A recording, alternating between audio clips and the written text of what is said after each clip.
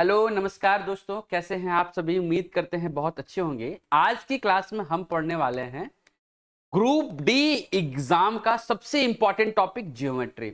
और ज्योमेट्री के अंदर एक सबसे इंपॉर्टेंट और जिसको बेसिक कहते हैं, जिसका ज्योमेट्री का नींव कहते हैं, वो है लाइन एंड एंगल।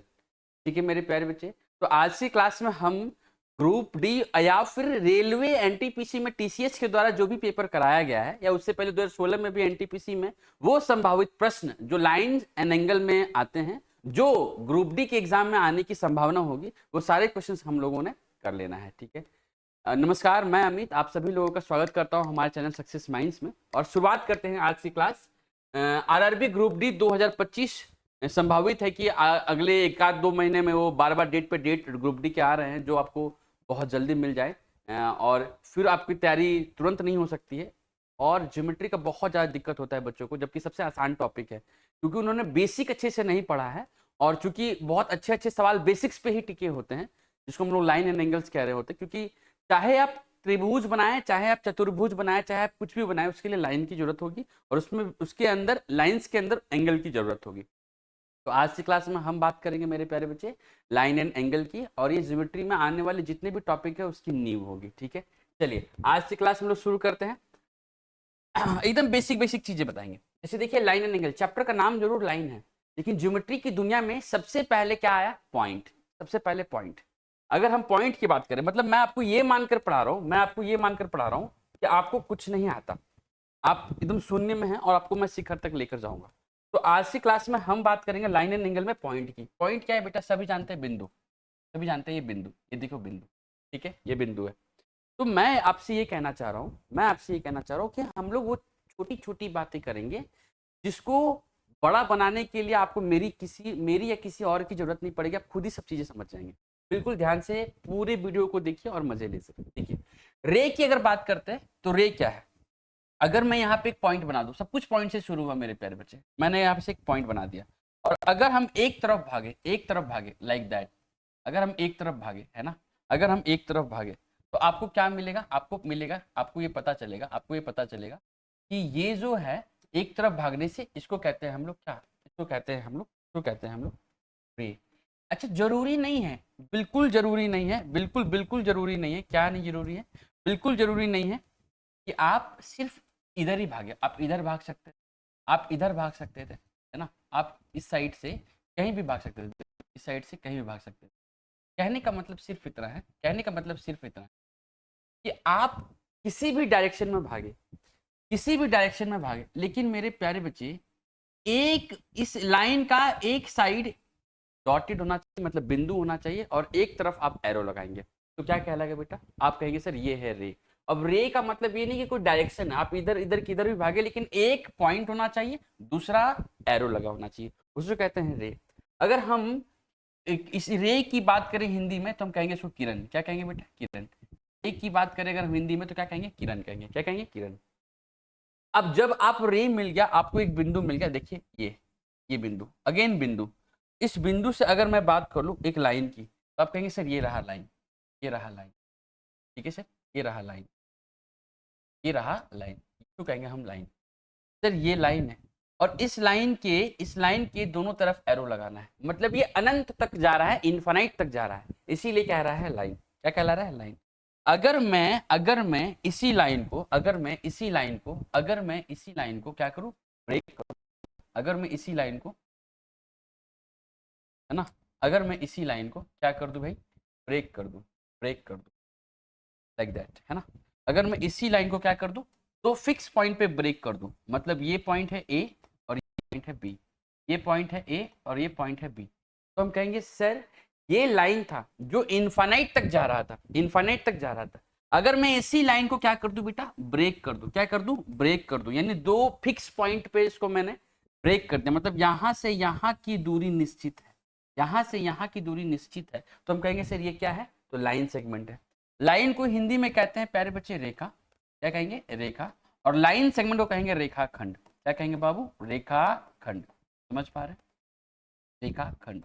ठीक है, यानी सबसे पहले ज्योमेट्री की दुनिया में लाइन एंड एंगल से पहले क्या आया? पॉइंट। पॉइंट के अगर हम एक तरफ भाग जाए, किसी भी तरफ इनफाइनाइट तक, तो कहलाएगा रे। रे को कहेंगे हिंदी में किरण। अगर इसी पॉइंट के दोनों तरफ हम भागे तो कहलाएगा लाइन, और ये दोनों तरफ कहां तक जा रहे हैं, इनफाइनाइट तक जा रहे हैं। और लाइन सेगमेंट किसको कहेंगे, अगर मैं इसी लाइन को तो फिक्स पॉइंट पे ब्रेक कर दूं, दो फिक्स पॉइंट पे क्या कर दूं, ब्रेक कर दूं, तो मैं कहूंगा क्या है ये, लाइन सेगमेंट। क्या है ये, लाइन सेगमेंट। समझ पाए बेटा? तो पहले बिंदु, फिर किरण, फिर रेखा, और फिर क्या, पॉइंट को क्या कहेंगे हिंदी में, बिंदु कहेंगे। क्या कहेंगे बेटा, बिंदु। समझ पा रहे हो भाई? चलो आगे बढ़ते हैं। आगे जब लाइन देख लिए तब हम पढ़ेंगे type of line. Type of line क्या है, कितने टाइप के लाइन होते हैं, किस लाइन को क्या कहते हैं, ये सारी बातें आपको समझनी होगी।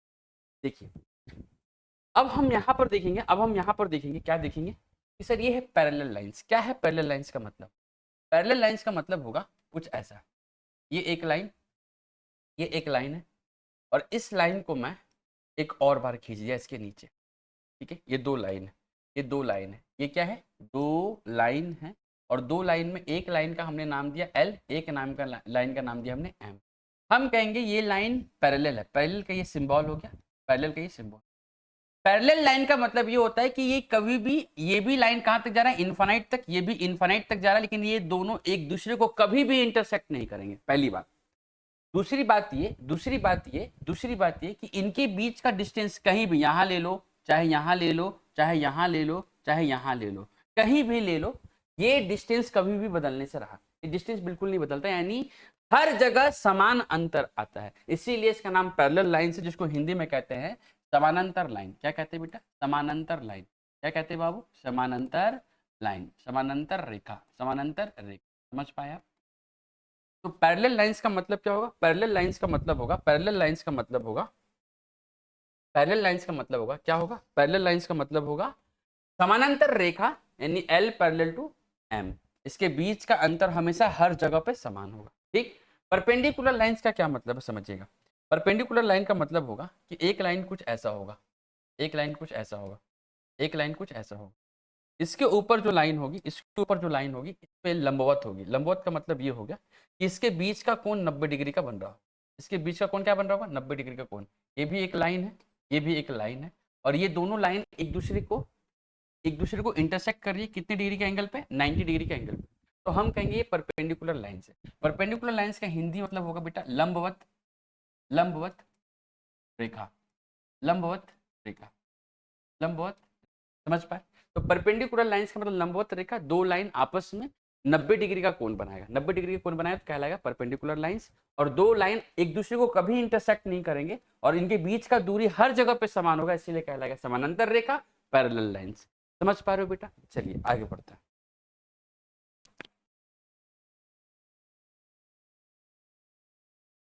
चलिए बेटा अब हम बात करते हैं किसकी, ट्रांसवर्सल लाइंस की। ट्रांसवर्सल लाइंस क्या होगा बेटा, ट्रांसवर्सल लाइन क्या होगा, सुनना मेरी बात सुनना ध्यान से। ट्रांसवर्सल लाइन क्या होगा, एक लाइन है, दूसरा लाइन इसके पैरेलल है, और एक तीसरा लाइन होगा, एक तीसरा लाइन होगा जो इसको आपस में दोनों को काटेगा। यानी ये लाइंस है, ये लाइंस कैसे बेटा, ये लाइंस है, ये लाइंस है, ये तीनों क्या है, लाइंस है, ये तीनों क्या है, लाइंस है, इसको भी लाइन कह रहे हैं, इसको भी लाइन कह रहे हैं। ये L है, ये M है, ये L है, ये M है, और इसको हम कह दिए N, ये लाइन N है। इसका मतलब ये हुआ, इसका मतलब ये हुआ कि ये लाइन जो है, ये लाइन इस दो पैरेलल लाइंस को, ये दो पैरेलल लाइंस को, ये दो पैरेलल लाइंस को आपस में इंटरसेक्ट कर रही है। इंटरसेक्ट कहाँ कहाँ कर रही है, देखो इस पॉइंट पे कर रही है इंटरसेक्ट, इस पॉइंट पे कर रही है। तो ऐसा कोई दो पैरेलल लाइन कोई तीसरे लाइन से इंटरसेक्ट हो जाए, तो ऐसे तीनों लाइन को मिला के कहेंगे हम ट्रांसवर्सल लाइन। क्या कहेंगे बेटा, ट्रांसवर्सल लाइन। समझ पाए? ट्रांसवर्सल लाइन, ट्रांसवर्सल लाइन इसको कहते हैं तिर्यक रेखा। क्या कहते हैं, हिंदी में कहते हैं इसको तिर्यक रेखा, तिर्यक रेखा। हर एक चीज आपको बहुत आराम से जान, बिल्कुल आप चीजें बेसिक से नहीं जानेंगे, बिल्कुल सवाल नहीं बनेगा। जिनका भी एग्जाम निकला है इससे पहले, ग्रुप डी या कोई अदर एग्जाम, आप उनसे जाकर बात करिए, पूछिए कि भैया क्या ट्रिक से काम चलेगा। ट्रिक से काम सिर्फ आपको लुभाने के लिए होता है, आपको हर एक चीज बेसिक, ट्रिक भी आपके बेसिक्स पे ही बनते हैं। आप किसी चीज का बेसिक जानते हैं, उसको बनाना जानते हैं अच्छे से, तभी ट्रिक भी लगा सकते हैं मेरे प्यारे बच्चे। तो आपको हर एक चीज अच्छे से क्लियर होना जरूरी है, ठीक है। देखिए नेक्स्ट, देखिए नेक्स्ट है कोलिनियर लाइंस। कोलिनियर लाइंस का मतलब क्या है कि एक पॉइंट होगा, क्या होगा, एक पॉइंट होगा, और इस पॉइंट से बहुत सारे लाइन क्रॉस करेंगे, एक नहीं बहुत सारे लाइन क्रॉस करेंगे। दूसरा, ये रहा, ये दूसरा, ठीक है। आप कहेंगे ये रहा तीसरा, ये है चौथा। ऐसे बहुत सारे लाइन यहाँ से क्रॉस करेंगे। जब यहाँ से एक ही पॉइंट से बहुत सारे लाइन क्रॉस करेंगे तो हम उसको करेंगे क्या, कोलिनियर लाइंस। क्या कहेंगे, कोलिनियर लाइंस। इसको हिंदी में कहेंगे संरेख रेखा, संरेख रेखा, कंकरेंट लाइन भी कहते हैं बेटा इसको, ठीक है। संरेख रेखा, संरेख रेखा, समझ पाए आप। तो कोलिनियर लाइंस, जहां एक पॉइंट से बहुत सारे लाइन क्रॉस कर जाए, बहुत सारे लाइन क्रॉस कर जाए, तो क्या कहलाता है, collinear lines. Transversal lines clear है, कोलिनियर लाइंस क्लियर है। अब बात करते हैं इंटरसेक्टिंग लाइंस। इंटरसेक्टिंग लाइंस का क्या मतलब है, इंटरसेक्टिंग लाइंस का मतलब होगा कि लाइन दो लाइन आपस में इंटरसेक्ट कर रहा है, दो लाइन आपस में इंटरसेक्ट कर रहा है और इस पॉइंट पे, ठीक है। तो ये दो आपस में क्या है बेटा, लाइन है। ये दो आपस में क्या है, लाइन है। तो ये दो आपस में क्या है, लाइन है। ये दो आपस में क्या है, लाइन है। और ये दोनों एक दूसरे को एक पॉइंट पे इंटरसेक्ट कर रहे हैं। तो इसको हम लोग हिंदी में कहते हैं प्रतिच्छेदी रेखा। क्या कहते हैं, प्रतिच्छेदी, प्रतिच्छेदी रेखा, समझ पाए। तो आपने देखा टाइप ऑफ लाइंस 5 प्रकार के होते हैं, 5 प्रकार के लाइंस होते हैं। 5, देखो ये इसका मतलब, ये यहाँ है इसका एग्जाम्पल, और ये इसका एग्जाम्पल यहाँ, ठीक है। ये हो गया। इसी इसी पे यही दोनों, ये जो दो एंगल और ये जो दो एंगल है, बहुत सारे बच्चे जानते हो जो कहते हैं शीर्षाभिमुख कोण, वर्टिकली अपोजिट एंगल। एक बच्चा कह रहा है सर ये वाला, सर ये वाला भी होगा, ये वाला भी होगा, ये वाला जो देख रहे हो आप, ये वाला भी एक दूसरे क्या होगा, बराबर होगा। मैं बात करूंगा, सबकी बात करूंगा।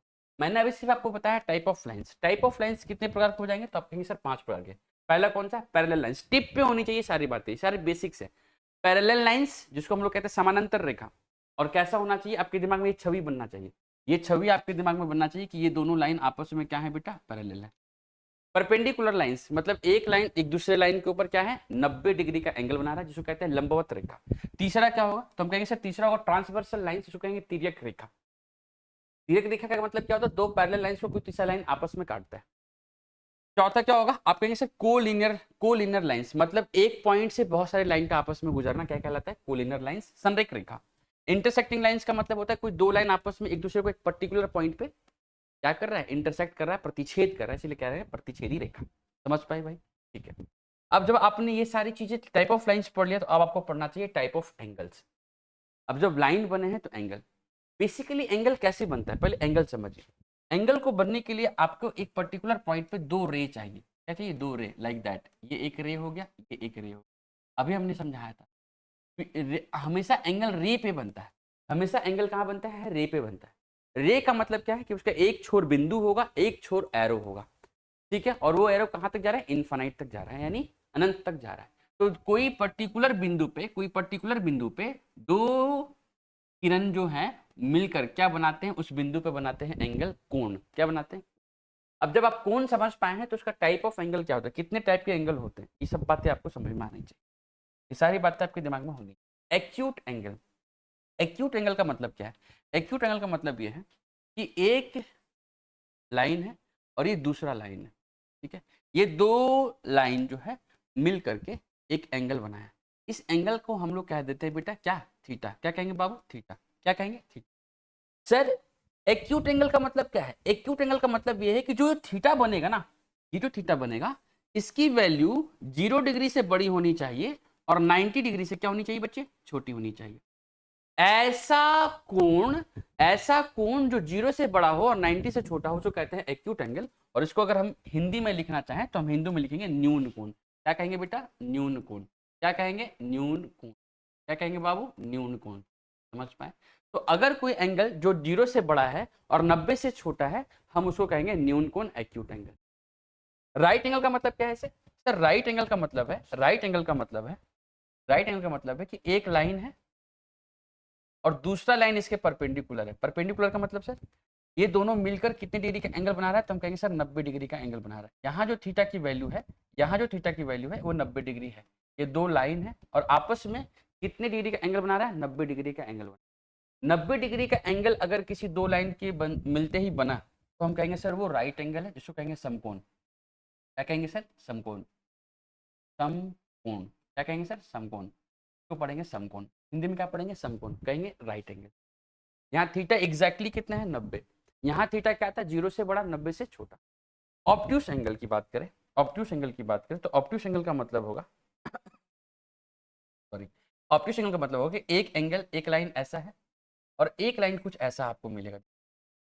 यहाँ पर जो इन दो लाइन के बीच ये पॉइंट है, ये रे है। हमने बोला कि जब कभी भी एंगल बनेगा तो रे पे बनता है ना।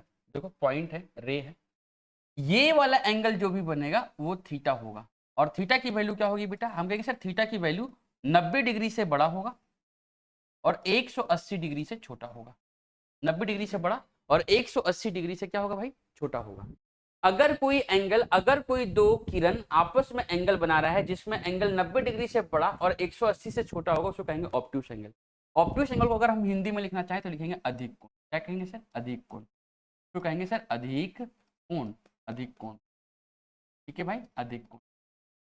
तो न्यून कोण एक्यूट एंगल, थीटा की वैल्यू 0 से बड़ा, 90 से छोटा। एग्जैक्टली थीटा अगर 90 के बराबर होगा तो राइट एंगल, जिसको कहेंगे समकोण। और तीसरा होगा अधिक कोण, ऑब्ट्यूस एंगल, जहां थीटा की वैल्यू 90 से बड़ी होगी और 180 से छोटी होगी। आपने 3 एंगल देख लिया, 3 और एंगल होंगे बेटा। देखो स्ट्रेट एंगल, इसका क्या मतलब है? ये एक लाइन है, पर्टिकुलर एक क्या है? लाइन है, एक लाइन है। आपको पता है कि ये जो भी लाइन बनेगा, जो भी लाइन बनेगा वो कहीं ना कहीं किसी न किसी बिंदु से बनेगा, यहाँ हो, यहाँ हो, यहाँ हो, कहीं भी हो।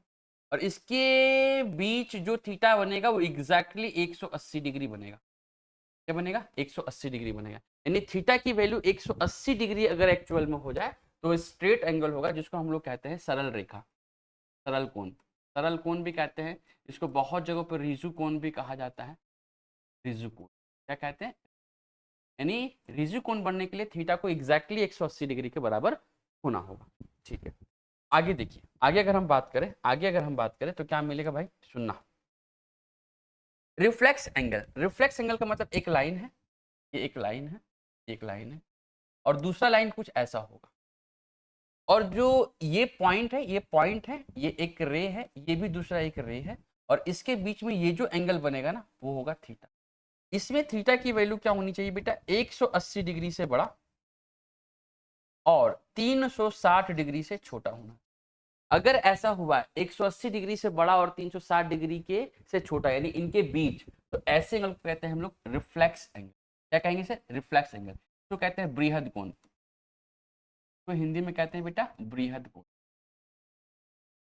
इस बृहद को बहुत जगह बाह्य कोण भी कहता है, बहुत सारे लोग बाह्य कोण, बाह्य कोण। तो बृहद कोण, रिफ्लेक्स एंगल को हम तब जानेंगे जब 180 से एंगल बड़ा हो और 360 से छोटा हो, तो हम क्या कहेंगे? Reflex angle. समझ पाए? ठीक है, अभी आप देखोगे, अभी आप देखोगे कंप्लीट एंगल। ये क्या है सर? कंप्लीट एंगल है कि एक एक जो है, एक रे है ना, एक रे है, एक रे, ये एक रे, और यहाँ पर जो एंगल बन रहा है वो थीटा इक्वल टू एकदम 360 डिग्री। अगर कोई एंगल 360 डिग्री है, अगर कोई एंगल 360 डिग्री है तो हम कहेंगे उसको कंप्लीट एंगल, पूर्ण कोण या संपूर्ण कोण भी कह सकते हैं। संपूर्ण कोण, संपूर्ण कोण। तो आपने देखा कि आपने क्या सीखा अभी तक? आपने सीखा सबसे पहली बात, अगर मैं 1 मिनट में आपको बता दूं तो सबसे पहले ज्योमेट्री की दुनिया में आया बिंदु यानी पॉइंट। पॉइंट से अगर हम एक तरफ अनंत तक भागे तो कहलाएगा रे यानी किरण। अगर मैं उस पॉइंट से दोनों तरफ भागूं अनंत तक तो कहेंगे सर ये सरल रेखा है, इस लाइन है। एक क्या है? लाइन है, एक रेखा है, एक लाइन है। अगर उस लाइन को मैं दो फिक्स पॉइंट पे फिक्स कर दूं तो कहलाएगा रेखा खंड।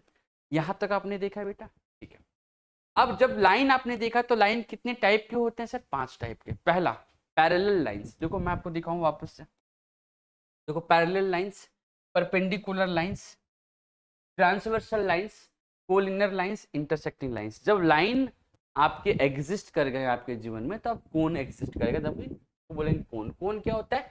तो कोण होता है सर, कोण के लिए 2 रे चाहिए। रे का मतलब एक हिस्सा पॉइंट होगा, दूसरा हिस्सा क्या होगा सर? एरो होगा। और थीटा की वैल्यू वहां से एग्जिस्ट करेगी। जब कोण आपने पढ़ा तो कोण क्या होता है? एक्यूट एंगल, जिसको न्यून कोण, थीटा की वैल्यू 0 से बड़ा, 90 से छोटा। अगर थीटा 90 के बराबर हो जाए तो उसको राइट एंगल कहेंगे, समकोण। अगर थीटा 90 से बड़ा 180 से छोटा हो जाए तो कहेंगे ऑब्टूस एंगल, अधिक कोण। और तीसरा के बाद चौथा नंबर स्ट्रेट एंगल। जब एंगल थीटा की वैल्यू 180 डिग्री एग्जैक्टली हो जाए तो कहेंगे स्ट्रेट एंगल। रिफ्लेक्स एंगल का मतलब बाह्य या बृहद कोण, इसमें थीटा की वैल्यू 180 से बड़ी और 360 से छोटी। 180 से बड़ी और 360 से क्या होगी बेटा, छोटी। कंप्लीट एंगल का मतलब थीटा की वैल्यू 360 डिग्री, जिसको हिंदी में कहते हैं संपूर्ण। यानी आपने लाइन भी देख लिया, रेखा, और कोण भी देख लिया आपने, यानी एंगल समझ पाए। ठीक है दोस्त, आगे बढ़ते हैं। आगे आपको मिलेगा एडजेसेंट एंगल। इस पे बच्चा बहुत कंफ्यूज हो रहा था, इस पे बच्चा बहुत ज्यादा कंफ्यूज है। ये क्या है सर? हमने एक लाइन खींचा कुछ ऐसा, ठीक है, दूसरा लाइन हमने कुछ ऐसा खींचा,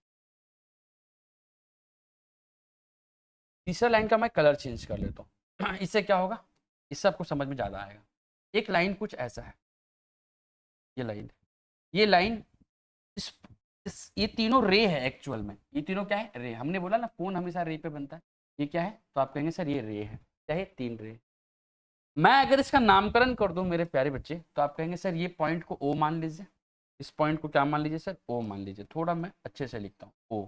इसको मैं कह रहा हूँ सर ए, ये पॉइंट ए है। ये पॉइंट को हमने क्या कह दिया सर, इस पॉइंट को हमने क्या कह दिया सर, सी।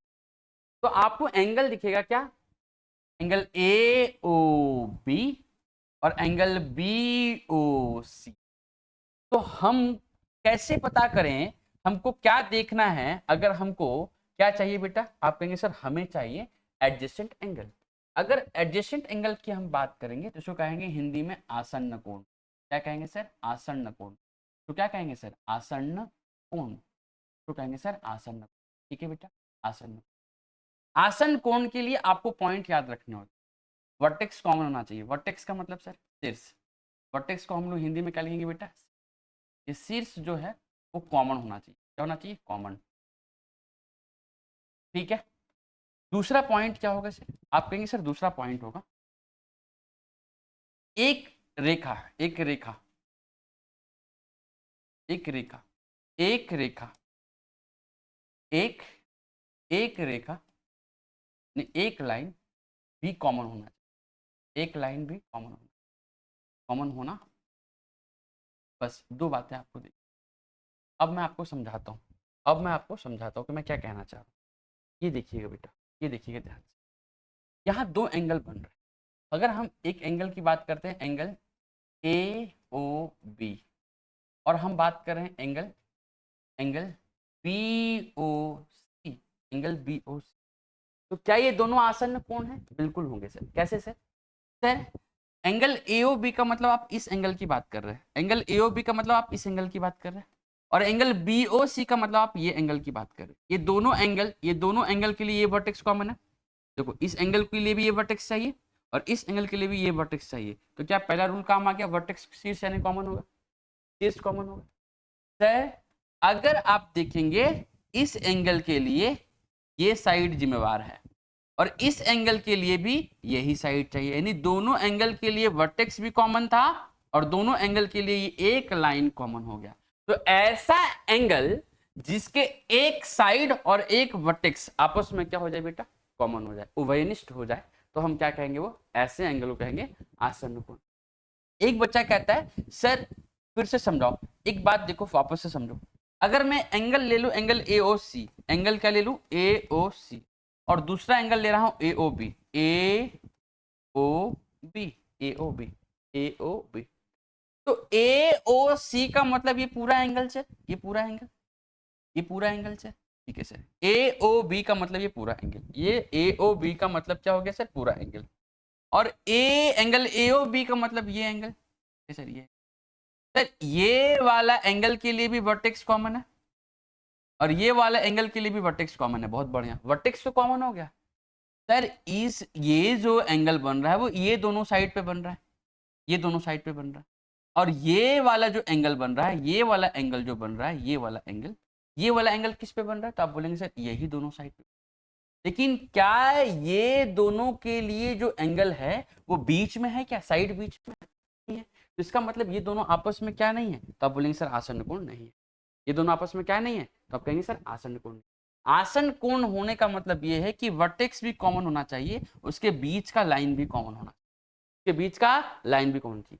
देखो आप अगर देखोगे ना, आप अगर देखोगे तो ये एंगल और ये एंगल, ये एंगल और ये एंगल आपस में, अगर मैं एक लाइन और खींच दूं, देखो तो बीच में यहां से ये लाइन, ये एक और लाइन, देखो उससे पहले मैं क्या करता हूँ, हटाता हूँ।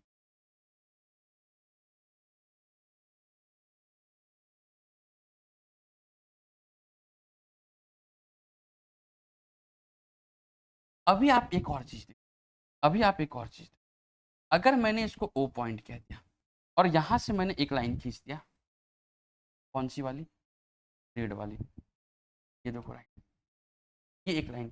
अब मैं बात करूं, इस पॉइंट को मैंने नामकरण कर दिया बेटा, क्या कह दिया, सी तो कर चुका था, तो मैं इसका नाम कोई पी कर देता हूँ, क्या कर देता हूँ, पी कर।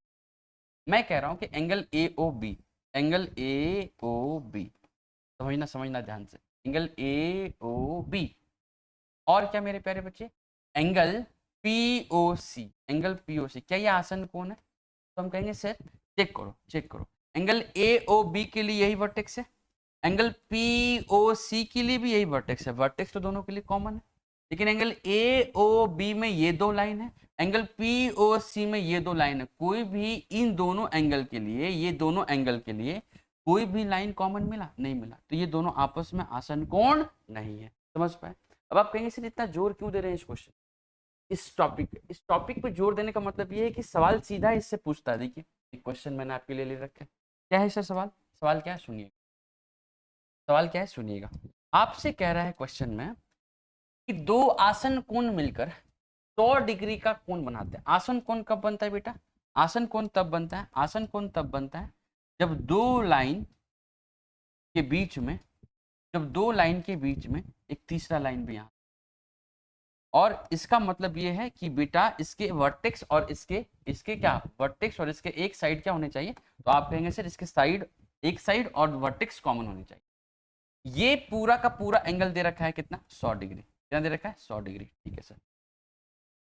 आप कहेंगे सर दो आसन कोण मिलकर, यानी ये वाला कोण और ये वाला कोण, ये दोनों कोण आपस में मिलकर, ये दोनों कोण आपस में मिलकर कितना बनाते हैं, 100 डिग्री कोण बनाते हैं। बड़ा कोण छोटे कोण के 5 गुने से 20 डिग्री कम है, इन दोनों में छोटा हमें ये लग रहा, तो हमने इसको x मान लिया, और ये क्या है, तो आप बोलेंगे सर इसका 5 गुना, यानी 5x, यानी 5 गुना, और 20 कम कर दो, 20 कम कर दो सर, तो ये 20 कम कर, यानी ये क्या है सर, आप बोलेंगे सर ये है छोटा और ये है बड़ा, ये छोटा है, इसका 5 गुना करके 20 कम करते हैं तो ये बड़ा एंगल आ जाता है, ठीक है सर। सर अगर ऐसा है तो इन दोनों आसन कोण कहलाए, क्योंकि वर्टेक्स भी कॉमन है और साइड भी कॉमन है, तो इन दोनों का सम देखो ना कितना है, ये दोनों आसन कोण मिलकर 100 डिग्री बनाए, तो इन दोनों को जोड़ो, आप इन दोनों को जोड़ोगे तो 5 और x कितना आ जाएगा बेटा, 6x माइनस का 20 किसके बराबर है, तो आप कहेंगे सर 100 डिग्री के बराबर है। इसका मतलब आप ये कह रहे हो सर कि 6x की वैल्यू 120 डिग्री है, अगर 6x की वैल्यू 120 डिग्री है तो x कितना है बेटा, आप बोलेंगे 120 बटे 6 20 डिग्री है, x की वैल्यू 20 आ गई, अगर x की वैल्यू 20 आ गई तो ये 20 गुना 500, 100 में से 20 जाएगा तो कितना होगा बेटा, 80 डिग्री। ये रहा आपका option number D, exam RRB NTPC में पूछा। क्या ये प्रश्न आपके ग्रुप डी में नहीं आ सकता, बिल्कुल आ सकता है, हमने वो सारे सवाल लिया है जो आपके इस बार संभावित ग्रुप डी में आने के चांसेस हो, ठीक है। तो लाइन एंड एंगल से बहुत सवाल बनते हैं, ऐसा नहीं कि नहीं बनते सवाल। चलिए आगे बढ़ते हैं, तो हमने क्या देख लिया अभी तक, आसन कोण देख लिया। अब देखिए बहुत इंपॉर्टेंट टॉपिक जिसको हम लोग कहते हैं, क्या कहते हैं बच्चे, complementary and supplementary angle, complementary and supplementary angle, ये क्या है सर, आपने देखा थोड़ी देर पहले, आपने देखा थोड़ी देर पहले, क्या देखा सर, आपने थोड़ी देर पहले ये देखा कि एक कोण बन रहा था एग्जैक्टली 90 डिग्री का, यानी लंबवत रेखा। अगर आप ये देख पा रहे हैं कि यहाँ पे थीटा की वैल्यू कितनी है सर, 90 डिग्री है, थीटा की वैल्यू कितनी है सर, 90 डिग्री। अगर इस थीटा की वैल्यू 90 डिग्री पे कोई एक लाइन और आ जाए, कोई एक लाइन ऐसा और आ जाए, ऐसा, इसको हमने क्या कह दिया सर, थीटा 1, इसको हमने क्या कह दिया सर, थीटा। क्या इन दोनों को जोड़ने पर, यानी थीटा 1 प्लस थीटा 2 को जोड़ने पर अभी भी 90 डिग्री नहीं बनेगा क्या, तो आप बोलेंगे बिल्कुल बनेगा सर, अभी भी 90 डिग्री बनेगा, थीटा 1 प्लस थीटा 2 को जोड़ने पर 90 डिग्री बनेगा। कोई ऐसा दो एंगल, दो का है, आप चाहें तो यहां से एक और एंगल खींच ले, तो 3 हिस्सा में बट गया, पहला दूसरा और तीसरा, तीनों को जोड़ने पर कितना आना चाहिए सर, 90 डिग्री आना चाहिए। तो मैं दो लेकर चलता हूँ, अगर थीटा 1 और थीटा 2 यानी किसी दो एंगल को जोड़ने पर 90 डिग्री आए तो ये दोनों आपस में क्या कहलाएंगे? Complementary angle. इसको हम लोग हिंदी में कहते हैं पूरक कोण। क्या कहते हैं सर? पूरक कोण। इसको हिंदी में कहते हैं सर पूरक कोण। क्या कहेंगे सर? पूरक कोण। अब एक बात आप समझ, एक बात आप समझ, अगर मैं ये थीटा 1 थीटा 2 को मिटा दूं देर के लिए, तो मिटा दूं, तो मैं कह रहा हूं कि ये वाली वैल्यू x है, तो ये वाली वैल्यू कितनी होगी? तुम कहेंगे सर ये वाली वैल्यू 90 माइनस एक्स होगी। यानी कोई एंगल किसी दूसरे एंगल का पूरक तब होगा जब दोनों को जोड़ने पर 90 है। समझ पा रहे हो? जैसे मैंने इस x की वैल्यू को मान लिया सर 15 डिग्री। क्या मान लिया सर? 15 डिग्री। तो 15 डिग्री का पूरक कौन होगा? तो आप बोलेंगे सर 15 डिग्री में क्या जोड़ दें कि 90 आ जाए? पहली बात तो ये, 15 डिग्री में क्या जोड़ दें कि 90 डिग्री आ जाए, या फिर इस 90 डिग्री में 15 डिग्री को घटा लीजिए, आप कहेंगे सर 75 डिग्री। यानी 15 डिग्री का पूरक कौन है? 75 डिग्री। 75 डिग्री का पूरक कौन है? 15 डिग्री। मतलब पूरक की बात करेगा तो ऐसा एंगल ढूंढ रहे हैं जिसको जोड़ने पर 90 बन जाए। जिसको जोड़ने पे क्या बन जाए? 90 बन जाए। आप समझ पा रहे हैं? नहीं समझ पाए? जैसे मैंने ये कहा कि सर यहाँ पर आप ले लो 30 डिग्री, x की वैल्यू 30 डिग्री। अगर ये राइट एंगल है और इसमें एक कोण कितना है? 30, तो 30 का पूरक कौन होगा? सर 30 में क्या जोड़े कि 90 बन जाए? हम बोलेंगे सर 60। 30 में क्या जोड़े कि 90 बन जाए? आप बोलेंगे सर 60। यानी 30 का पूरक कौन है? 60।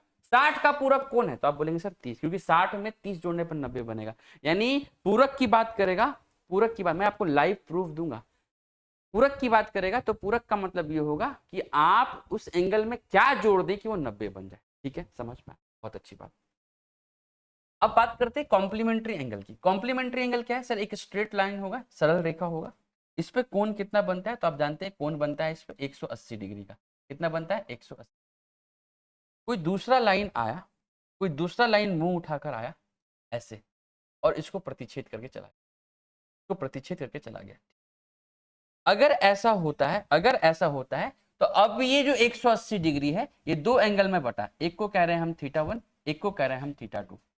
एक को कह रहे हैं हम थीटा 1, एक को कह रहे हैं हम थीटा 2। यानी कोई ऐसा दो एंगल, कोई ऐसा दो एंगल जिसको जोड़ने पर कितना आ जाए सर? आप कहेंगे सर 180 डिग्री आ जाए। तो ऐसे दो एंगल आपस में क्या कहलाएंगे? कॉम्प्लीमेंट्री नहीं, सप्लीमेंट्री एंगल कहलाएंगे, जिसको हम लोग कहते हैं समपूरक कोण। क्या कहेंगे सर? समपूरक। इसको कहीं कहीं पे ना, इसको कहीं कहीं पे ना मैथ में अनुपूरक भी कहा जाता है। अनुपूरक क्या कहा जाता है? अनुपूरक। तो बिल्कुल घबराने वाली बात नहीं, अनुपूरक समपूरक सब बराबर है। ठीक है। एक बच्चा कहता है सर अगर यहाँ से एक लाइन और खींच दूं तो?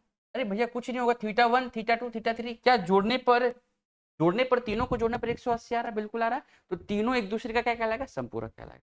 अब संपूरक का क्या मतलब? थोड़ी देर के लिए मान लीजिए, थोड़ी देर के लिए मान लीजिए, थोड़ी देर के लिए मान लीजिए कि मैंने ये थीटा 1 और थीटा 2 को हटा दिया।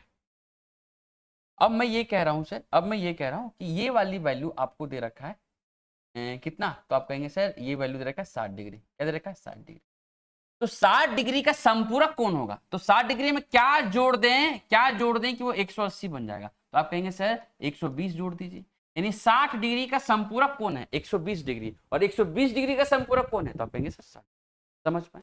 वैसे ही अगर हम कह रहे हैं कि ये वैल्यू कितना है सर? ये वैल्यू है 100 डिग्री। मान लो 100 तो नहीं हो सकता क्योंकि एक्यूट एंगल है ये। मान लो हमने कह दिया कि सर ये 75 डिग्री है। कितना है? 75। तो 75 में क्या जोड़ दें कि 180 बन जाए? हम कहेंगे सर 105 डिग्री। तो 75 का संपूरक कौन हो गया? 105। 105 का संपूरक कौन हो गया? तो आप कहेंगे सर 75। उसी बात को मैंने थीटा से रिप्रेजेंट किया था कि अगर ये थीटा है तो ये कितना होगा? 180। थीटा का संपूरक होगा 180 माइनस थीटा, और 180 माइनस थीटा का संपूरक कौन होगा? तो आप कहेंगे सर थीटा। समझ पाए बेटा? तो सप्लीमेंट्री एंगल और कॉम्प्लीमेंट्री एंगल को इस तरीके से पढ़ना था ताकि आप क्वेश्चंस को डील कर पाए। सिर्फ इतना जानना काफी नहीं है कि किसी दो एंगल को जोड़ना 90 कॉम्प्लीमेंट्री और किसी दो एंगल को जोड़ना 180 संपूरक। नहीं, ये इस बात को समझना जरूरी है कि इसको कैसे क्वेश्चन में काम में लेंगे। पहली बात। दूसरी बात ये है मेरे प्यारे बच्चे कि बहुत बच्चों को ये पता ही नहीं होता, कभी बहुत कंफ्यूज है पूरक कोण और संपूरक कोण। अब उनको ये कंफ्यूजन है कि पूरक का मतलब क्या 180 होता है जोड़ के, कि संपूरक का मतलब 90 होता है। कंफ्यूज हो जाते हैं। तो आपको कंफ्यूज नहीं होना, क्या करना है सुनो। आप देखो कॉम्प्लीमेंट्री, इसीलिए मैंने इंग्लिश में लिखा है कॉम्प्लीमेंट्री। कॉम्प्लीमेंट्री का मतलब सी से शुरू होता है, सप्लीमेंट्री का मतलब एस से शुरू होता है। तो अल्फाबेट में सबसे पहले क्या आएगा? ABCD अगर आप पढ़ना चालू करेंगे तो सबसे पहले सी आएगा। तो अल्फाबेट में सबसे पहले सी है, बाद में आता है एस। अब आप काउंटिंग करो, काउंटिंग करो, काउंटिंग करोगे तो 1 2 3 4 पढ़ोगे, 1 2 3 4 पढ़ोगे, 1 2 3 4 पढ़ोगे तो सबसे पहले क्या आएगा, तो आप बोलेंगे सर 90 आएगा, और फिर बाद में क्या आएगा 180। तो आपने देखा कि अल्फाबेट में सबसे पहले सी आता है और नंबर में सबसे पहले क्या आता है, 90 आता है। कॉम्प्लीमेंट्री में सी अल्फाबेट में पहले आता है, काउंटिंग ऑफ नंबर में 90 पहले आता है। तो सी फॉर कॉम्प्लीमेंट्री एंगल और 90 होता है उन दोनों का sum. S for supplementary angle, S alphabet में बाद में आता है और नंबरिंग में 180 90 के बाद आता है। तो ये कॉम्प्लीमेंट्री सी पहले आया तो 90 पहले आया, तो कॉम्प्लीमेंट्री एंगल का सम 90। एस बाद में आता है, नंबर 180 बाद में आता है 90 के बाद में, तो एस की मतलब हो गया 180। समझ पाए? तो आपको पता होना चाहिए सप्लीमेंट्री एंगल, कॉम्प्लीमेंट्री एंगल, समपूरक और पूरक कोण क्या होता है, और इस तरीके से सवालों को डील करेंगे। अब हम सवाल लेते हैं। अब मैं सवाल लेता हूँ आपके लिए, देखिए लाइन से सवाल लेते हैं। कितने सवाल पूछा गया ये देखिए मेरे प्यारे बच्चे। आपसे कहा है, देखिए अभी मैं कह रहा था, मैंने ये कहा कि ये हर हाल में तो 180 होगा बच्चा, 180 होगा। 180 में से ये वैल्यू कितना है 67, तो ये वाली वैल्यू कितना होगा पूरा, मेरे को नहीं पता, मेरे को पता है कि एक 67 में मैं क्या जोड़ दूं कि 180 बन जाए। तो 67 को 180 बनाओ, 67 को पहले 70 बनाएंगे तो 3, 70 में 110 जोड़ेंगे, 110 और 3 कितना हो जाएगा 113, यानी ये पूरा का पूरा हिस्सा कितना है, तो आप कहेंगे सर 113 डिग्री है। कितना है 113 डिग्री। अब बात सुनो ध्यान से, इसने बोला क्या, दी गई आकृति में एंगल ए ओ बी एक सीधी रेखा है, ठीक है, एंगल ए ओ सी कितना है 67 डिग्री है। एंगल बी ओ सी द्विभाजक है, द्विभाजक का मतलब दो बराबर भागों में बांटना है। ये जो ओडी है ना, इस पूरे सी ओ बी को यानी बी ओ सी को दो बराबर भागों में बांटा। अगर ये पूरा 113 डिग्री है और दो बराबर भाग में बांट रहा है तो इसका मतलब क्या हो गया, इसका मतलब ये हो गया भाई कि 100 का मतलब 50 और 13 का मतलब 6.5, 56.5 डिग्री। 56.5 डिग्री ये भी होगा, 56.5 डिग्री ये भी होगा। आपका क्वेश्चन में क्या पूछा था, एंगल बीओडी बताने के लिए, बीओडी का मतलब 56.5 डिग्री। ऐसे बनाना है सवालों को, ठीक है, समझ पाए? आगे बढ़िए।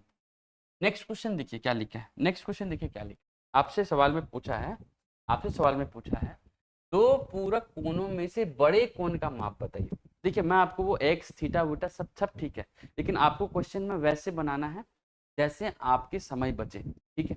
तो आप इस सवाल को देखो, दो पूरक कोणों में बड़े कोण का माप छोटे कोण के माप के 3 गुने से 6 डिग्री कम है, यानी जो बड़ा कोण है वो छोटे कोण के 3 गुने से 6 डिग्री कम है।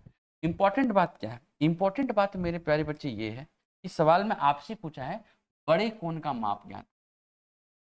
यहाँ देखो बड़े कोण का माप कितना है, छोटे कोण के माप के 3 गुने से 6 डिग्री कम है, ठीक है।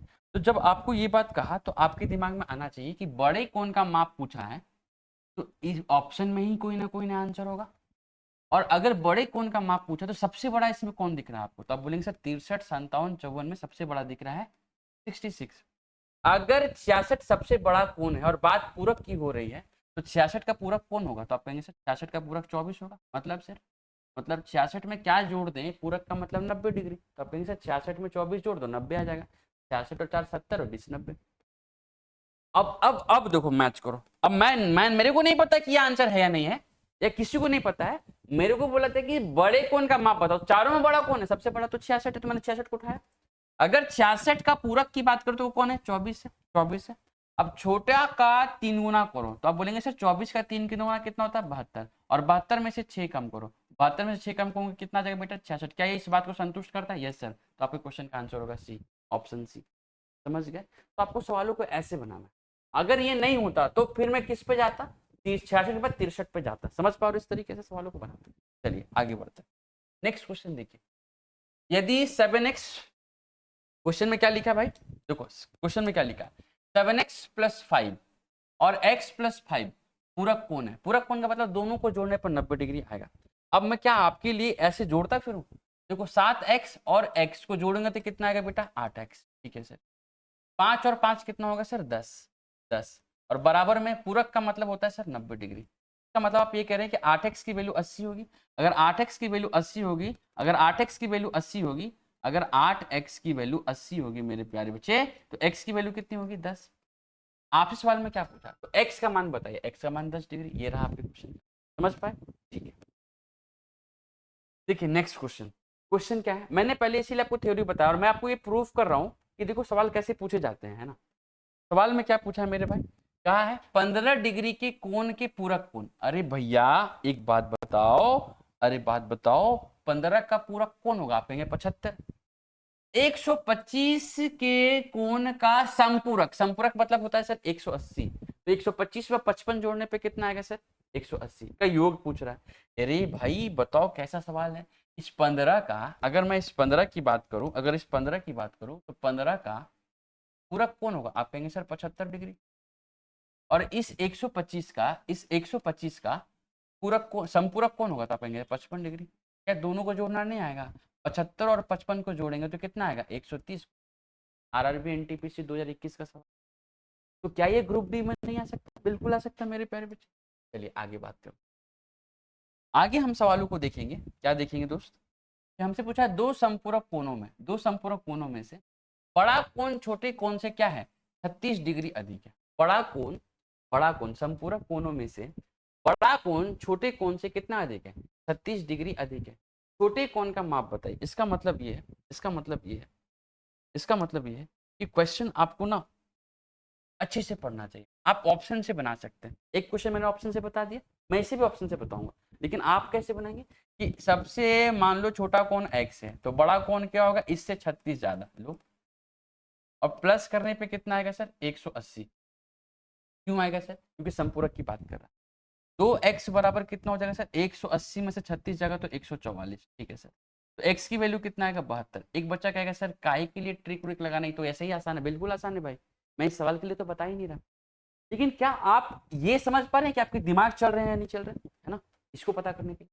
छोटे कोण का माप बताइए, छोटा कोण, छोटा कोण का मतलब क्या हो जाएगा। आप बोलेंगे सर सबसे छोटा कोण, सबसे छोटा कोण इसमें 27 है, तो ऑप्शन तो आप 27 में देंगे।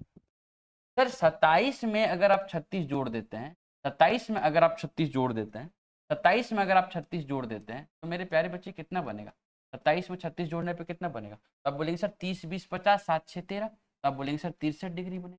क्या 63 और 27 को जोड़ के कभी भी 180 बनेगा, नहीं बनेगा। तो इसी प्रकार से आप क्वेश्चन को चेक करते तो आप देखते 72, 72 में अगर मैं 36 जोड़ दूं, 72 में मैं अगर 36 जोड़ दूं तो आप बताइए कितना बनेगा। आप बोलेंगे सर 108।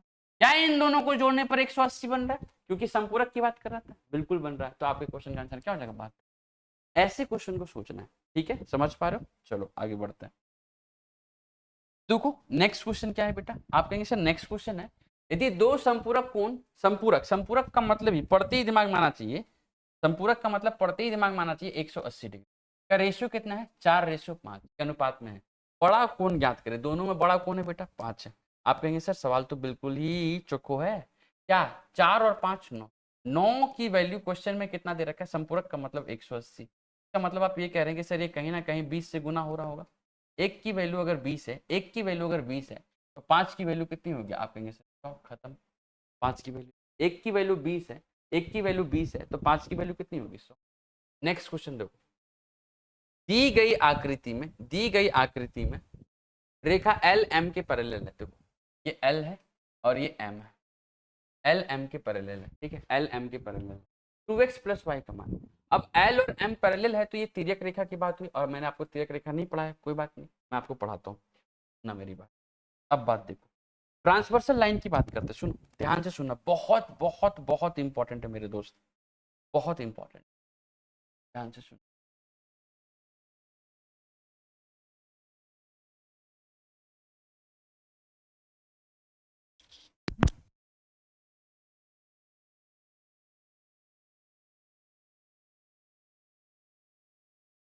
देखिएगा सर, अगर मैं आपको बात करूं, अगर मैं आपको बात करूं ये वाला, आप कहेंगे सर ये 2 लाइन है, ये क्या है 2 लाइन है, और मैं एक और लाइन को यहाँ पे क्या कर दिया, आपस में तिर्यक रेखा, जो मैंने बता दिया था, मैंने आपको बताया था, क्या बताया था सर, कि ये जो आपस में है, तो 2 लाइन जब पैरेलल हो, जब 2 लाइन आपस में क्या हो बेटा पैरेलल हो, इसको मैंने एल कह दिया, इसको मैंने एम कह दिया, क्या कह दिया एल और एम, और ये लाइन को हमने एन कह दिया, ये लाइन को हमने क्या कह दिया एन कह दिया, ये इसको प्रतिच्छेद कर।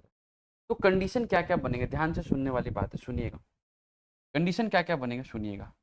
ये कह रहे हैं हम 1, ये कह रहे हैं हम 2, ये कह रहे हैं हम 3, ये कह रहे हैं हम 4, ये कह रहे हैं हम 5, ये कह रहे हैं हम 6, इसको कह रहे हैं मैं 7 7, और ये कह रहा हूँ मैं 8। ठीक है, अगर ऐसा है तो देखो ये सिचुएशन और ये सिचुएशन बिल्कुल 2 और 6 का, और यहाँ 1 और यहाँ कौन है सर, 5 है, 1 और 5 है, 1 और 5 का जो 2 और 6, यानी मैं कहूंगा कि सर एंगल 2 बराबर होंगे एंगल 6 के। वैसे ही मैंने कहा, क्या कहा सर, एंगल 1 और एंगल 5 बराबर होंगे, एंगल 1 और एंगल 5 बराबर। नीचे का बात देखो, 3 और 7 दोनों की कंडीशन बिल्कुल सेम है, तो मैं कहूंगा एंगल 3 एंगल 7 के बराबर है, ठीक, और एंगल 4 एंगल 8 के बराबर है। अब इस बात को आपको ध्यान में रहना चाहिए। इसको मैं कहता कहूँ कैसे बराबर से, तो इसका नामकरण करता हूँ, इसका नाम होता है कॉरेस्पॉन्डिंग एंगल। क्या कहते हैं sir, corresponding angle, corresponding angle.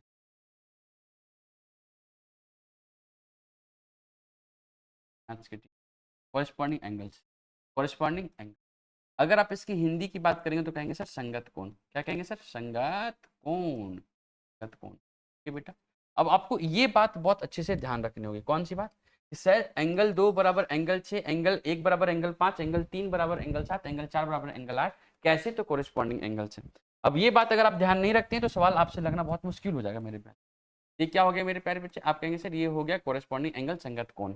ठीक है सर, अगर ये संगत कोण हो गया तो दूसरा देखिए, दूसरा क्या सिचुएशन आएगा सर, दूसरा क्या सिचुएशन आएगा सर, हम कहेंगे सर देखिए दूसरा होगा जिसको हम कह रहे होंगे सर ये एंगल 4 ये एंगल 6 के बराबर, एंगल 4 बराबर एंगल 6, एंगल 4 बराबर एंगल 6, एंगल 4 बराबर क्या, एंगल 6, एंगल 4 बराबर एंगल 6। ठीक, ये देखो ये सिचुएशन, इस लाइन के इस और इस लाइन के इस और नीचे 3 और 5 इक्वल होंगे, एंगल 3 बराबर एंगल 5, एंगल 3 बराबर एंगल 1 और एंगल 7 ये भी बराबर होंगे, एंगल 1 बराबर एंगल 7, एंगल 2 और एंगल 8 ये भी बराबर होंगे, एंगल 2 बराबर एंगल 8। ठीक है बेटा, सर ये बराबर हो तो रहे हैं, कैसे बराबर हो रहे हैं सर, इसका नाम क्या है, तुम कहेंगे इसका नाम है अल्टरनेट एंगल। क्या नाम है sir, alternate angle, alternate, alternate क्या सर, एंगल, अल्टरनेट एंगल। अगर आप इसकी हिंदी की बात करें तो मैं इसको हिंदी में लिख सकता हूँ, क्या सर, एकांतर कोण। क्या सर, एकांतर कोण, एकांतर कोण। ठीक है बेटा, एकांतर कोण कहेंगे, एकांतर कोण। एक बात आपको और जाननी है, क्या है सर वो, कि सर ये तो मैंने आपको पढ़ा दिया, मैं इस लाइन और इस लाइन की बात कर रहा हूँ, 2 और 4 इक्वल होंगे, एंगल 2 बराबर angle 4। Yes sir, angle 2 angle 4 के बराबर, एंगल 1 एंगल 3 के बराबर, ये पता होना चाहिए, एंगल 1 बराबर होगा एंगल 3, एंगल 6 किसके बराबर, एंगल 8 के, एंगल 6 बराबर एंगल 8, और ये क्या होगा सर, एंगल 5 बराबर एंगल 7, एंगल 5 बराबर एंगल, ये भी एंगल आपस में क्या होंगे, बराबर। इसको कहते हैं वर्टिकली ऑपोजिट एंगल। क्या कहेंगे सर, वर्टिकली ऑपोजिट एंगल, तो कहते हैं वर्टिकली, वर्टिकली क्या बेटा, ऑपोजिट एंगल्स। अगर आप इसकी हिंदी की बात कर ले तो मैं इसको हिंदी में लिख सकता हूँ शीर्षाभिमुख कोण, शीर्षाभिमुख क्या कोण, समझ पाए।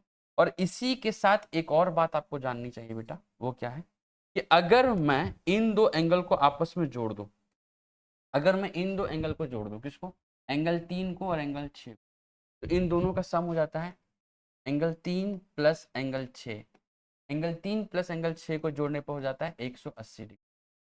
वैसे ही एंगल 4 और एंगल 5 को जोड़ने पर, एंगल 4 और एंगल 5 को जोड़ने पर भी कितना होगा, 180 डिग्री। ठीक, 180 डिग्री। क्या कहते हैं सर इसको, हम कहेंगे सर इसको कहते हैं सम ऑफ को इंटीरियर एंगल, सम ऑफ को इंटीरियर एंगल, सम ऑफ को इंटीरियर एंगल, सम ऑफ को इंटीरियर क्या एंगल, इसको कहते हैं बेटा सम ऑफ को इंटीरियर एंगल। अगर आप इसकी हिंदी की बात करें तो अंतः कोणों का योग, क्या कहलाता है सर, अंतः कोणों का,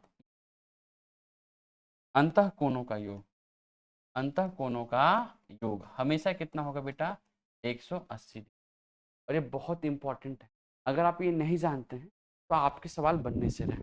और मैंने इसीलिए कहा कि लाइन एंड एंगल्स बहुत इंपॉर्टेंट है, ज्योमेट्री का नींव है ये। अगर आप ये नहीं जानते हैं तो बहुत मुश्किल है।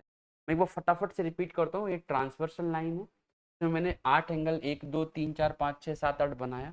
मैंने दिखाया कि एंगल 2 एंगल 6 के बराबर है, एंगल 1 एंगल 5 के बराबर है, एंगल 3 एंगल 7 के बराबर है, और एंगल 4 एंगल 8 के। सेम सिचुएशन पे है, इसीलिए ऐसा हो पाया, क्योंकि दोनों लाइन क्या है आपस में पैरेलल, और ये इसको काट रहा है, प्रतिच्छेद कर रहा है। तो कहते हैं कॉरेस्पॉन्डिंग एंगल। ध्यान रखिएगा, संगत कोण कहते हैं बेटा।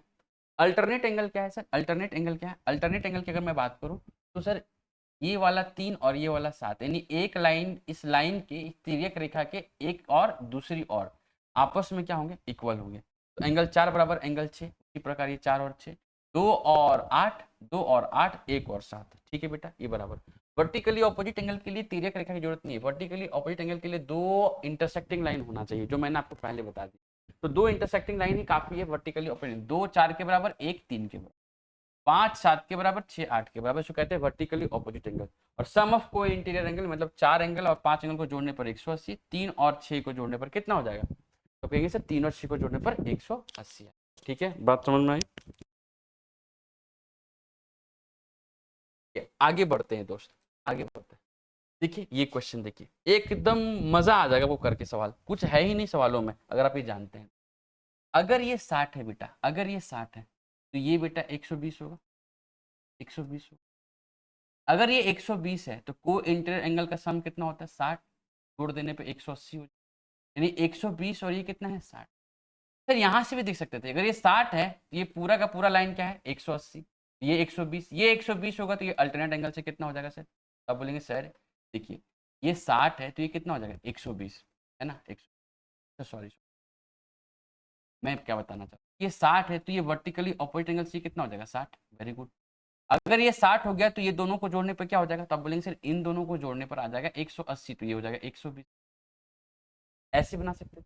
अगर कोई बच्चा ऐसे नहीं बनाना चाहता तो आपको पता है कि ये कैसा लाइन है सर? ये एक स्ट्रेट लाइन है, ये एक स्ट्रेट लाइन है। तो ये वाला एंगल कितना होगा? ये 60 है तो ये 180, 120 होगा। अगर ये 120 है तो ये दोनों अल्टरनेट एंगल है, तो वाई भी कितना होगा? 100। आप दोनों तरीके से बना, क्योंकि क्वेश्चन में आपसे पूछा है कि एल और एम दिख रहा है, पूछना क्या है यहाँ? 2x प्लस वाई का वैल्यू आपसे पूछा, तो वाई तो हमने निकाल लिया, एक्स की बात करते हैं।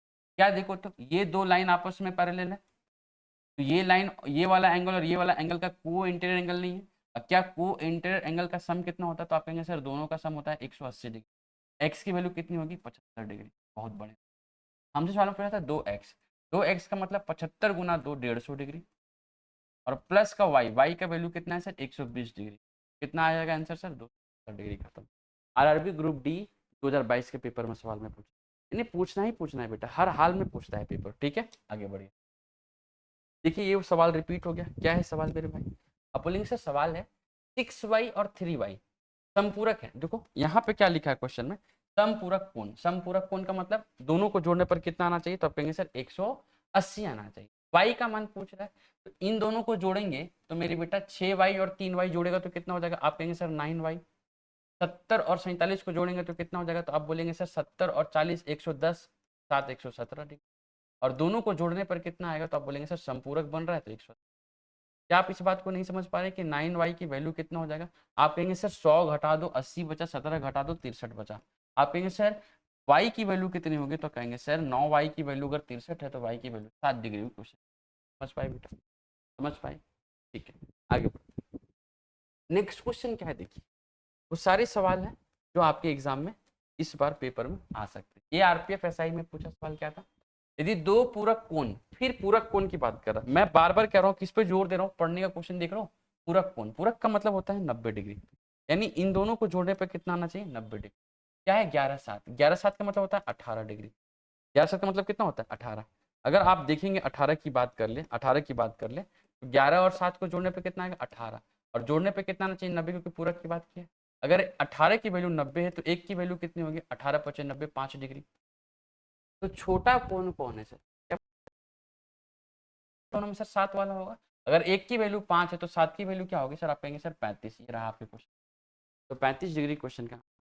ठीक है, लाइन एंड एंगल्स पे बहुत बेसिक सवाल बनते हैं, लेकिन ये भी बच्चों को नहीं आता, तो बहुत अच्छे से पढ़ना चाहिए। फिर मैं आपको पढ़ाऊंगा, आप देखोगे कि ज्योमेट्री में मैंने कितनी चीजें, कितनी बारीकी से और कितना आराम से, मैं ये नहीं कह रहा कि मैं अकेला हूँ जो मैं आपको पढ़ा रहा हूँ, मेरे से बहुत अच्छे अच्छे टीचर आपको बिल्कुल पढ़ा रहे होंगे, मैं इस बात से बिल्कुल डिनाई नहीं करता, लेकिन मैं कह रहा हूँ क्या आपको चीज़ें इतनी स्पेसिफिकली बताई जा रही है तो आप जिससे पढ़ सकते हैं, दिक्कत। देखो नेक्स्ट क्वेश्चन, नेक्स्ट क्वेश्चन ये, नेक्स्ट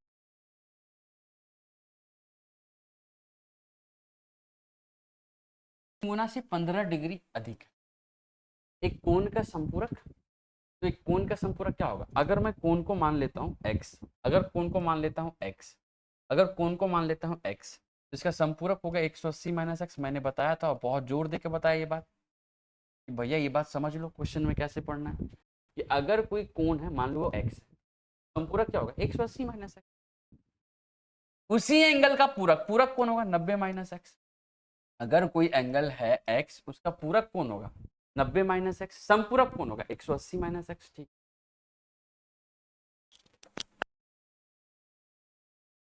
तो आप देख पा रहे हो, क्या देख पा रहे हो कि सर पूरक कोण का 3 गुना, यानी पूरक कोण तो यही है, इसका 3 गुना, पूरक कोण का 3 गुना से 15 डिग्री अधिक है उसका संपूरक कोण, इसमें 15 डिग्री जोड़ देंगे तो आ जाएगा संपूरक कोण। संपूरक कोण क्या था इसका 180 माइनस एक्स, और ये दोनों आपस में क्या हो जाएंगे बराबर। समझ पाए। अब सवाल क्या बच गया, सॉल्यूशन बच गया, ध्यान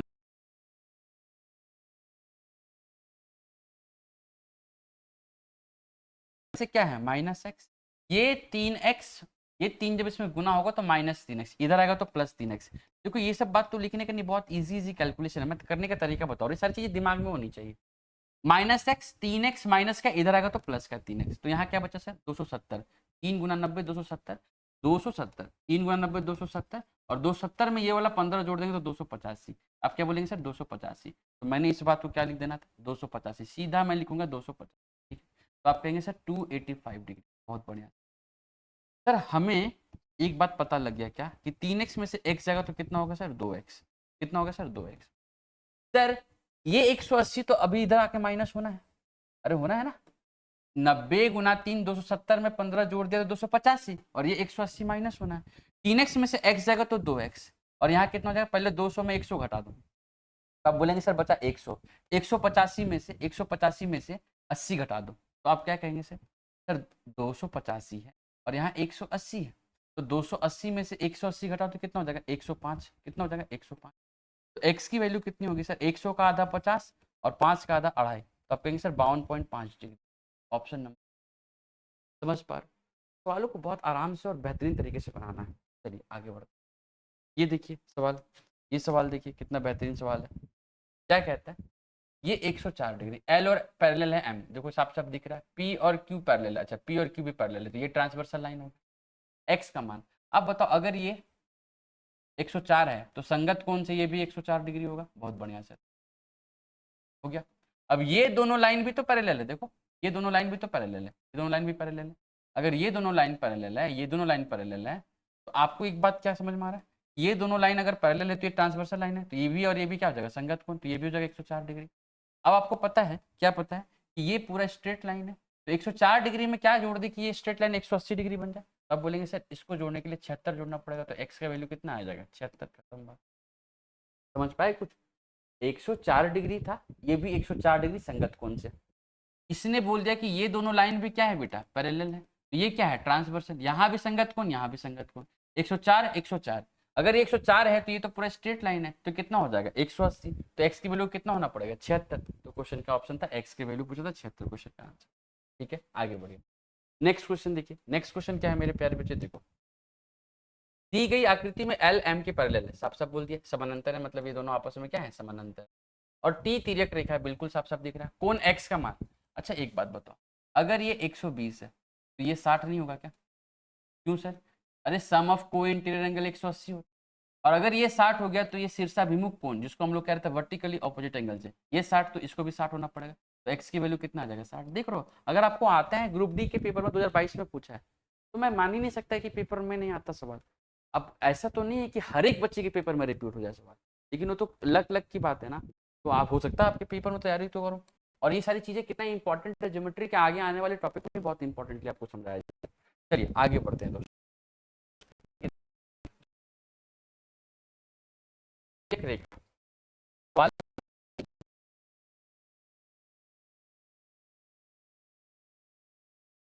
कहता है अंतर अंतःकोण। अरे एकांतर अंतःकोण यानी एक और दो आपस में क्या है, बराबर है। यदि एंगल एक की वैल्यू 35 डिग्री है, अरे एंगल एक और एंगल दो पहले से बोल दिया एकांतर कोण है। एकांतर कोण का मतलब एंगल एक और एंगल दो आपस में बराबर होंगे। अगर एंगल एक की वैल्यू 35 डिग्री दे रखा है तो एंगल दो का मान पूछ रहा था 35 डिग्री। खत्म बात। आरआरबी ग्रुप डी 30 अगस्त को पूछा 2022 के शिफ्ट में। मैं कह रहा हूँ ना कि आपको हर छोटी छोटी बातें पता होनी है ना। चलिए आगे बढ़ते हैं। क्वेश्चन नंबर कितना होगा, 24। इंपॉर्टेंट क्वेश्चन देखिए। सवाल क्या है, पढ़िएगा, सवाल पढ़िएगा। सवाल में कहता है कि दी गई आकृति में एल और एम पैरेलल है, ये दोनों लाइन आपस में पैरेलल है तो ये तिर्यक रेखा होगा। ठीक है, तिर्यक रेखा। एंगल 1 और एंगल 2 4 और 5, तो कोण 7 और 8 की वैल्यू बताइए। क्या आपको नहीं पता कि एंगल 1 और एंगल 7 बराबर होता है? क्या आपको नहीं पता कि एंगल 2 और एंगल 8 बराबर होता है? ये तो बता दिया। यानी एंगल 1 और एंगल 2 निकालने से ही 7 और 8 निकल गया। अच्छा, एंगल 1 और एंगल 2 को मिलाओ तो क्या मिलेगा? आप बोलेंगे सर समपूरक यानी 180 डिग्री। अगर 180 डिग्री मिलेगा मेरे प्यारे बच्चे, इसका मतलब ये है कि इन दोनों को जोड़ने पर कितना आएगा? आप बोलेंगे सर 180 डिग्री। 11 और 4 को जोड़ेंगे तो कितना आएगा? 15। 15 की वैल्यू कितना है क्वेश्चन में? आप बोलेंगे सर 180 डिग्री, क्योंकि ये स्ट्रेट एंगल बन रहा है। अगर 15 की वैल्यू 180 है तो एक की वैल्यू होगी 12 डिग्री। 15 12 180। अगर ये 12 होगा तो 4 की वैल्यू कितनी हो जाएगी? आप कहेंगे सर 48 डिग्री। 4 की वैल्यू कितनी हो जाएगी? 48 डिग्री। देखो दूसरा कलर से लिख देता हूँ, थोड़ा मुझे कलर चेंज करने की बहुत गंदी आदत है। ठीक है, आपको थोड़ा ध्यान से देखना चाहिए। देखो आप क्या कहेंगे सर? आप ये कहेंगे सर कि एक की वैल्यू 12 है तो 4 की वैल्यू कितनी होगी? तो आप कहेंगे सर 4 की वैल्यू को 12 चौका 48 डिग्री। और 11 की वैल्यू कितनी होगी सर? तो आप बोलेंगे 11 गुना 12 132 डिग्री होगी। अब एंगल बी, एंगल 2 एंगल 8 के बराबर है तो ये 132 डिग्री हो जाएगा। ठीक है सर। एंगल 4 एंगल 1 की वैल्यू जो 4 के अनुपात वो 48 डिग्री है तो एंगल 7 भी कितना हो जाएगा? 48 डिग्री आ जाएगा। तो क्वेश्चन में एंगल 7 और 8 पूछा था, 132 और 48। ये देखो क्वेश्चन का ग्रुप डी 2022 में पूछा। पेपर में ग्रुप डी है लेकिन मैंने वो सवाल भी आपके लाइन एंड एंगल से उठाया है जो किसी दूसरे एग्जाम में पहले पूछा हुआ, और इस बार हो सकता है कुछ टाइप के सवाल, पैटर्न के सवाल आ जाए। पैटर्न तो वही होगा ना रेलवे का। चलिए आगे बढ़ते। नेक्स्ट क्वेश्चन क्या है? 267।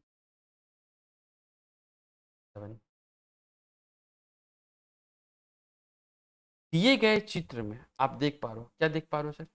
दिए गए चित्र में BCD के पैरेलल है, BCD के पैरेलल है। एक्स का मान ज्ञात करें, एक्स का मान ज्ञात करें। तो आप कहेंगे सर, आप कहेंगे सर, आप कहेंगे सर क्या कि सर जी एक्स का मान पूछो। अगर मैं इसको थोड़ा ध्यान से देखूं, अगर मैं इसको इस पे एक लाइन खींच लाइक दैट, मैंने एक लाइन, और मैं इसको भी थोड़ा बढ़ा देता हूँ, मैं ना इसको भी थोड़ा बढ़ा देता हूँ, तो ये क्या हो गया? आप कहेंगे सर ये जो हुआ ना, ये जो हुआ, ये क्या हुआ? तो आप कहेंगे सर ये हुआ ये वाला और ये वाला एंगल, ये वाला और ये वाला एंगल। आप बोलेंगे ये वाला और ये वाला एंगल। तो आप बोलेंगे सर ये वाला एंगल और ये वाला एंगल होगा अंतः कोणों। अगर ये 22 डिग्री, ये 58, 122 डिग्री है तो 58 डिग्री जोड़ देंगे तो अब ये इस लाइन को देखो, इस लाइन को और इस लाइन को देखो, तो आप कहेंगे इस लाइन और इस लाइन को देखने से क्या पता चला? सर ये लाइन पैरेलल है तो ये लाइन क्या है? ट्रांसवर्सल। ये लाइन क्या है? Transversal, transversal line. तो ये वाला पूरा एंगल और ये वाला पूरा एंगल का सम 180 हो, बिल्कुल हो। सर ये दोनों का सम अगर 180 होगा तो यहाँ कितना है? 58, और यहाँ कितना है? 38। 50 30 तो बोलेंगे 80, और 8 8 16 कितना हो जाएगा? 96। इन दोनों को जोड़ने पर 96 हो जाएगा। तो क्या x को रखा जाए जिसको जोड़ने पर 180 हो जाए? कारण क्या है कि अंतः कोणों का योग 180 होता है। तो सर यहाँ क्या है? 96, यहाँ क्या है? 180। क्या जोड़ा जाए? तो आप कहेंगे सर 96 में 84 जोड़ दीजिए, कितना हो जाएगा सर? 180। तो आपको ऐसे चीजों को पढ़ना है और सोचना है, तरीके से आपको बना। 122 तो ये है अंतः कोणों का योग कितना होता है? आप कहेंगे सर 180, तो ये 58 हो गया। अब ये पूरा एंगल और इस पूरे एंगल को मैंने देखो पैरेलल दे रखा है तो ये पूरा लाइन क्या हो जाएगा? तिर्यक रेखा। ये पूरा क्या हो जाएगा और ये पूरा क्या हो जाएगा? तो बोलेंगे इस पूरे में तो हमको 58 पता है, और ये कितना है? 38। इस पूरे का सम कितना होता है? 180। इन दोनों को जोड़ के 96 आ गया। 96 में क्या जोड़ दिया? 180 का, हम बोलेंगे सर 84। ठीक है सर, आगे बढ़िए। नेक्स्ट क्वेश्चन देखिए क्या लिखा है सर। आप कहेंगे सर क्वेश्चन पढ़िए, क्वेश्चन पढ़िए। यदि दो समानांतर रेखाओं को प्रतिच्छेद करने वाली एक तिर्यक रेखा के एक ही और स्थित दो अंतःकोणों का अनुपात कितना है? 3:7 है। अंतःकोणों का मतलब इन दोनों को जोड़ने पर 180 डिग्री। तो इन दोनों अंतःकोणों के मापों का धनात्मक अंतर ज्ञात करिए। ठीक है सर, देखिए आप कहेंगे सर ये क्वेश्चन कैसे बना? ये दोनों अंतःकोणों का योग है, तो इन दोनों को जोड़ के कितना आएगा सर? 10। और अंतःकोण कितना होता है? 180। इसका मतलब आप ये कह रहे हैं कि एक की वैल्यू 18 है सर। बहुत अच्छा। आपसे पूछा है इन दोनों के बीच का अंतर, इन दोनों के बीच का अंतर धनात्मक अंतर, मतलब 7 में से 3 जाएगा तो 4। अगर एक की वैल्यू 18 है तो 4 की वैल्यू कितनी होगी? 18 गुना 4 72 डिग्री। और ये रहा आपका ऑप्शन क्वेश्चन, ये भी ग्रुप डी के पेपर में पूछा। ठीक है, तो आप देख पा रहे हैं कि आप एक और सवाल है। कैसा सवाल है सर? देखो कि आप देखो कैसे अप्रोच लगाया जा रहा है क्वेश्चन में, है ना। A F E 30 degree, A F E के मतलब ये 30 डिग्री है। ठीक है, ये 30 है। तो क्या आपको ये ए एफ ई एक ट्रायंगल नहीं दिख रहा है? और ट्रायंगल का सम ऑफ एंगल कितना होता है बेटा? तो आप बोलेंगे सर 180। ये तो पहले से 90 हो गया, ये 90 है, ये 30 है, तो 90 + 30 कितना हो जाएगा? आप कहेंगे सर 120। तो बचा हुआ एंगल 60 होगा। बिल्कुल होगा। अगर ये 60 हो गया तो ये लाइन और ये लाइन से शीर्षाभिमुख कोण से ये भी 60 हो जाएगा। क्यों सर? Vertically opposite angle. अगर ये 60 हो जाएगा, ये लाइन और ये लाइन पैरेलल है, तो ये हो जाएगा ये और ये का सम कितना? अंतःकोण हो जाएगा। अंतःकोणों का योग कितना होता है? तो बोलेंगे सर 180 डिग्री। तो इसको कितना होना पड़ेगा? 120 डिग्री क्वेश्चन। ठीक है, ये 30 गिवन था, ये 90 पहले से गिवन था। 90 और 30 कितना हो गया? 120। तो ये हो जाएगा कितना? 60, क्योंकि किसी भी त्रिभुज का सम ऑफ कोण कितना होता है? 180। ये 60 तो ये शीर्षाभिमुख कोण से 60, ये 60 तो ये कितना होगा? अंतःकोणों का योग 180, तो ये 120 होगा। ठीक है, तो नेक्स्ट क्वेश्चन। हाँ ये देखो, ये देखो ये क्या है? ये क्या क्वेश्चन है? इस क्वेश्चन को बनाने से पहले मैं आपको एक चीज बता, आपको ये बात ध्यान देना होगा। क्या ध्यान देना होगा सर? कि अगर आपको कभी ऐसा फिगर दिख जाए, कैसा सर? ऐसा, यानी एम दिख जाए। क्या दिख जाए सर? एम दिख जाए, एम दिख जाए, ये एम दिख जाए। ठीक है, इस बात को ऐसे भी लिख के देता है कहीं, तो आप बिल्कुल परेशान नहीं होंगे। एम आपको दिखना चाहिए। अगर आपको कहीं एम दिख जाए तो आपको क्या करना है? ये जो एम का बाहरी हिस्सा है, इसको हमने मान लिया क्या? तो आप मान लो इसको एक्स मान, क्या मान लो? और ये क्या है सर? तो आप बोलेंगे सर ये और ये इंपॉर्टेंट है, बहुत इंपॉर्टेंट है। अभी सवाल मैं आपको दिखाता हूँ। एक्स किसके बराबर होगा? तो आप कहेंगे सर a + b के बराबर। एक्स किसके बराबर होगा? a + b। यही बात तो यहाँ भी है, यहाँ हमने x कहा, यहाँ हमने a कहा, और यहाँ हमने b कहा, तो x बराबर क्या हो जाएगा? तो आप कहेंगे सर a + b। ये बहुत इंपॉर्टेंट बात है। ठीक है, इस बात का बहुत अच्छे से ध्यान रखें। एक फिगर और है जो आपको ध्यान में रखना चाहिए, एक फिगर और है जो आपको ध्यान में रखना चाहिए। क्या है सर वो? कि ये देखो, ये फिगर है, और इस एंगल को उसने मैंने मान लिया कि ये एंगल क्या है, तो हम कहेंगे सर ये एंगल x है। क्या है? x। ये एंगल को मैंने a कहा, इस एंगल को मैंने b कहा, इस एंगल को मैंने c। तो मैं ये कहने की कोशिश कर रहा हूँ कि x बराबर जो वैल्यू आएगी ना बेटा, वो इन तीनों का सम आएगा, a + b + क्या? c। a + b, ये दोनों बहुत इंपॉर्टेंट है, बहुत बेहतरीन टॉपिक है, आपको ध्यान में आना चाहिए। ठीक है, अब ये क्वेश्चन देखो,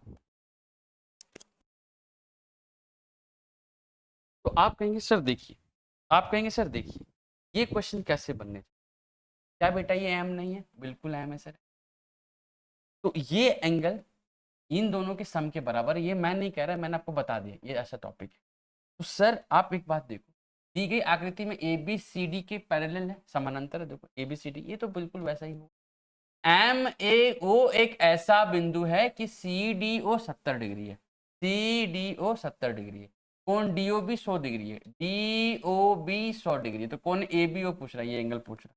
तो आप हमको बताइएगा एक बात मेरे प्यारे बच्चे, कि अगर ये 100 है और अगर ये 70 है, तो क्या ये जो 100 आया है वो इन्हीं दोनों को जोड़ने पर आया?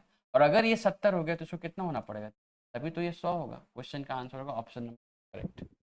ठीक है, छोटी छोटी बातें हैं जो आपको जाननी चाहिए। नेक्स्ट क्वेश्चन, ये देखिए, अगर आप इस बात को ध्यान से देखेंगे तो आपको मिलेगा कि ये भी एम है। निम्नांकित चित्र में यदि पी क्यू किसके? आर एस के पैरेलल है, पी क्यू आर एस के पैरेलल है, तो एंगल ए बी सी का मान बताइए। एंगल ए बी सी का मान बताइए, यानी ये आपसे पूछ, क्या आपको नहीं दिख रहा है?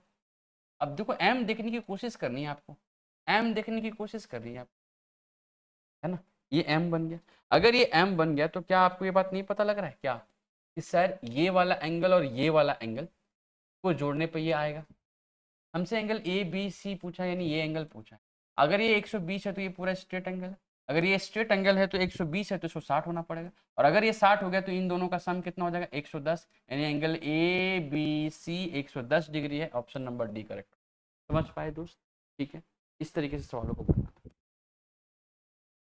देखिए नेक्स्ट अगर हम बात करें, नेक्स्ट अगर हम बात करें तो क्या होगा? नेक्स्ट क्वेश्चन क्या होगा? नेक्स्ट क्वेश्चन देखिए क्या है।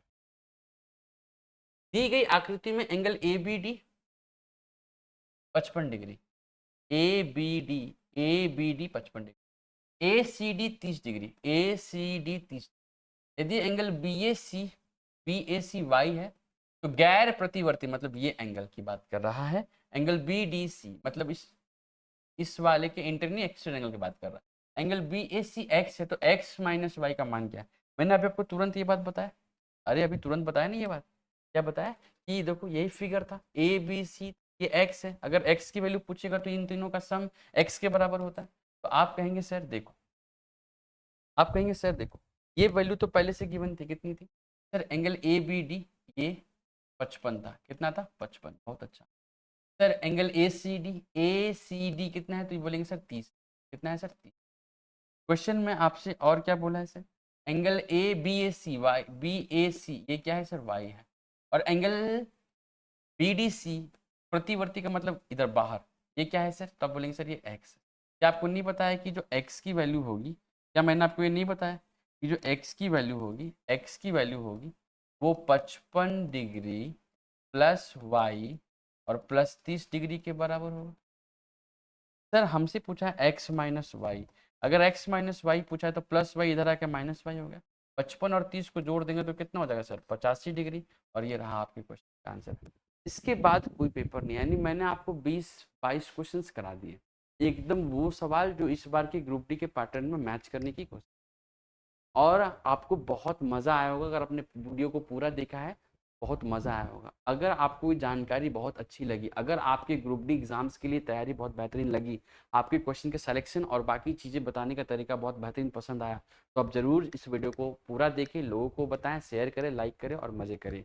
जय हिंद दोस्तों, मिलते हैं आपसे नेक्स्ट वीडियो में ग्रुप डी के लिए। तब तक के लिए जय हिंद भाई।